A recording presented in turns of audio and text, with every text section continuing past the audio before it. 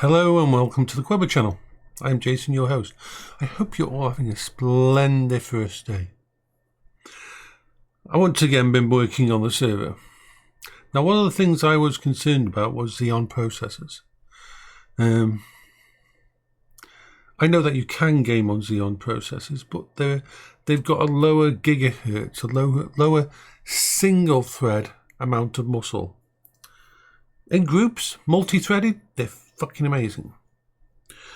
But they are weaker as they are as a singular core. But as I've realised, and a lot of people have realised, this doesn't really affect a gaming rig as much as your graphics card or the difference between a mechanical SATA drive and an SSD. As long as you've got enough cores, and as long as it's not an ultra slow system, and you don't go silly and try to pair a 40 series fucking card, you are going to get a good gaming experience. So over the next few days, I'm going to leverage all my bits and pieces that I've got left for selling on eBay, and I'm going to put it into buying. It's no use me buying something that's the upper limit of what I need to buy is something that's equivalent or just below a 3090, because the system is a PCI Gen 3, not Gen 4. Even if you're losing, I think it's about 5% of performance by putting a PCI Gen 4 in a PCI 3. But after a certain point, you're just wasting stuff. Like putting a 4090 into it would be silly.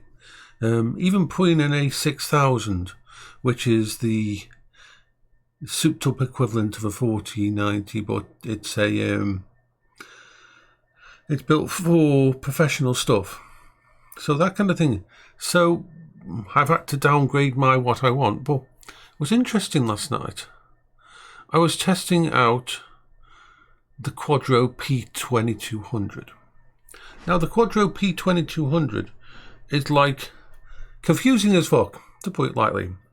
You see, NVIDIA used to name its Quadro cards the P series. It's like P200, P400, something like that. And it goes to P1000, P2000, P3000, P4000, up to P6000. But then what they did as a last hurrah before they moved on to RTX cards, which they changed, I'll talk about that afterwards, is they went back to the 2000, which was an extremely low watt power card, 75 watts and that, and they created a new iteration of it.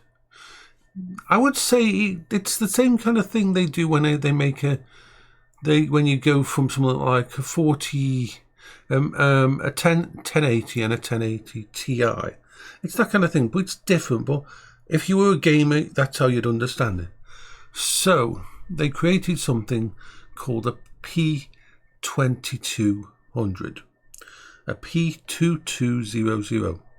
Now, if you look at the naming list, you'd think it just came out in 2016, and it must have gone in between the 2000 and 4000 P card as just a weird thing. No. No, it came out in 2019.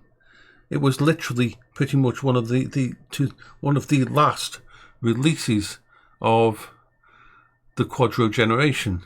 And it had all the enhancements that they'd learned from optimizing that particular chipset, the GPU die. And so it's faster, it uses faster memory, DDR5X memory, and as far as you go, it's the best one of that trend. It is actually very good for transcoding, Plex. It's very good you can get it in a form factor, and it only takes 75 watts, so it doesn't need a connector. perfect for a media PC or something like that. And it'll play a lot of my older games. It'll even play VRchat and stuff like that.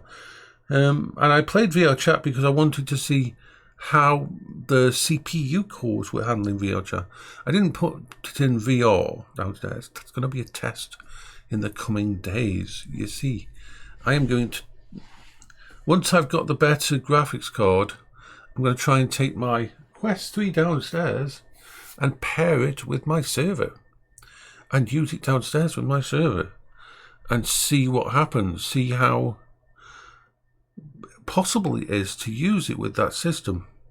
That system is hardlined into the network. I've got really good Wi-Fi 6. We are talking very powerful system setup around here. So this is going to be interesting for me to see how things go. This is all the testing and tweaking of a new system, a completely new system, going from the ecosystem of a desktop to a server side thing.